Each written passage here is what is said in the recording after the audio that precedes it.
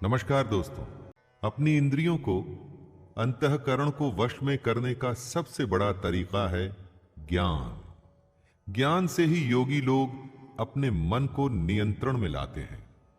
जब भी कोई बुरा विचार आता है तो उस समय उनका ज्ञान ही उन्हें बताता है कि उनके जीवन का लक्ष्य ये नहीं, कुछ और है। आप खुद सोचिए, हर काम के दो पहलू होते हैं। उसे करते हुए आपको पता होता है कि क्या सही तरीका और क्या गलत। तब आप कौन सा रास्ता चुनते हैं? ये ज्ञान ही तो है जो आपको सही रास्ता चुनने के लिए कहता है। हर किसी का युद्ध अलग है, इसलिए हर किसी का यज्ञ और हर किसी का कर्म भी यज्ञ है। अगर ये ज्ञान हमें समझ नहीं आ रहा तो हम तत्वदर्शी ज्ञानी महापुरुष के पास जाके इस ज्ञान को या ब्रह्म को समझने की कोशिश कर सकते हैं। अगर ज्ञान हमें जरूरी ही नहीं लगेगा तो हम बस अपनी जिंदगी को बिना कुछ जाने जीते ही चले जाएंगे। ज्ञान को तू तत्वदर्शी ज्ञानियों के पास जाकर समझ। उनको भली भांति दंडवत प्रणाम करने से, उनकी सेवा करने से और कपट छोड़कर सरलता पूर्वक प्रश्न करने से वे परमात्मा के तत्व को भली भांति जानने वाले ज्ञानी महात्मा तुझे उस तत्व ज्ञान का उपदेश करेंगे। हम सब अपना काम करते हैं, कमाते हैं, हमारा परिवार बढ़ता है, हम बूढ़े होते हैं और इस तरह से ये चक्कर निरंतर चलता रहता है। क्यों करते हैं हम ऐसा? क्या जरूरत है ऐसा करने की? क्यों आए हैं इस दुनिया में हम? अज्ञानियों को इसके उत्तर की जरूरत नहीं पड़ती। आपके आसपास कितने लोग ये सवाल करते हैं? ज्यादा नहीं, लेकिन जिसमें थोड़ा सा भी ज्ञान है ना, वो ये जानना चाहता है। और यही जानने के लिए हमें तत्वदर्शी ज्ञानियों के पास जाकर के समझने की कोशिश करनी चाहिए। तभी तो हम मुंह से छूटेंगे और भगवान की इस दुनिया को समझने की कोशिश भी करेंगे। यदि तू अन्य सब पापियों से भी अधिक पाप करने वाला है तो भी तू ज्ञान रूपी नौका द्वारा निसंदेह संपूर्ण पाप समुद्र से भली भांति तर जाएगा। दोस्तों, इसका मतलब यह मत लगाइएगा कि पहले पाप करिए फिर ज्ञान हासिल करिए और बच जाइए।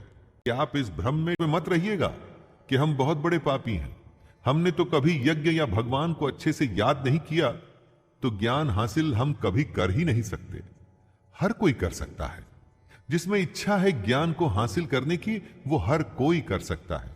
भगवान की असलियत जानने की, वो ज्ञान पे सवार होकर बाकियों से कहीं आगे भी निकल सकता है। तो देर किस बात की दोस्तों, आइए प्रारंभ करें। जैसे जलती हुई आग में ईंधन जलकर खत्म हो जाता है, वैसे ही ज्ञान रूप अग्नि हमारे सारे कर्मों को भस्ममय कर देती है। ईंधन को जब आप आग में डालते हैं तो ईंधन बचता नहीं, सब आग बन जाता है। उसी तरह से जब ज्ञान आपको प्राप्त हो जाता है, जब आप ज्ञानी बन जाते हैं, तो आपके कर्म भी खत्म हो जाते हैं।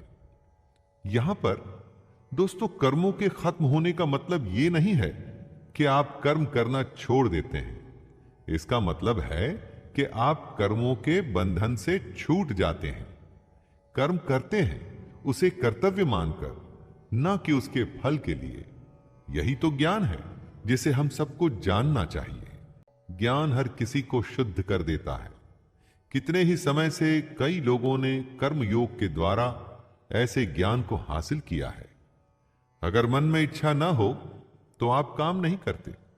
उसी तरह से अगर किसी के मन में ज्ञान को समझने की, उसे जानने की जिज्ञासा नहीं है, तो उसे ज्ञान कैसे मिलेगा?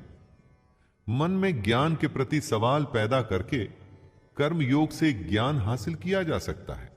जिसका मन साफ है, ज्ञान की इच्छा है और जो निष्काम कर्म करने के लिए तैयार है, वो ज्ञान हासिल कर सकता है। इंद्रियों को जीतने वाले, मेहनत करने वाले और श्रद्धा रखने वाले मनुष्य को ज्ञान प्राप्त होता है तथा ज्ञान को प्राप्त होकर वह बिना देरी के उसी समय ही उसे भगवान की परम शांति मिलती है। जब आप एग्जाम, परीक्षा देने जाते हैं और अगर आपको सारे जवाब मालूम हैं तो परीक्षा देने में कोई परेशानी नहीं होती दोस्तों। उसी तरह से जो इंद्रियों के वश में करने की कोशिश कर रहा है, जिसके मन में ईश्वर के प्रति श्रद्धा है, उसको इस दुनिया की सच्चाई समझने में या ज्ञान हासिल करने में ज्यादा समय नहीं लगता। सही लगन और सही तरीके से आप दुनिया में कुछ भी हासिल कर सकते हैं। जो सही गलत का फैसला नहीं कर सकता, जिसमें श्रद्धा नहीं, जिसके मन में शक है, ऐसा मनुष्य खत्म हो जाता है। ऐसे संशय युक्त मनुष्य के लिए न ये दुनिया है, न वो दुनिया, और ना ही सुख। जिसमें न सोचने समझने की शक्ति है, जिसमें न ईश्वर के लिए या इस दुनिया के सच के लिए श्रद्धा है, तो उसके जीवन का कोई मोल ही नहीं। ऐसे अज्ञानी बेवकूफ के लिए किसी दुनिया में आराम नहीं और उसे सुख कभी नहीं मिलता। दोस्तों, बिना कुछ किए कुछ भी हासिल नहीं होता, और साथ में अगर कुछ करने की, कुछ जानने की इच्छा नहीं, तो इस इंसान के होने में और ना होने में कोई फर्क नहीं। जिसने कर्म योग के तरीके से अपने सारे कर्मों को भगवान को चढ़ा दिया है, और जिसने विवेक के द्वारा अपने सारे शक खत्म कर दिए हैं, ऐसे मन को वश में किए हुए पुरुष को कर्म नहीं बांधते।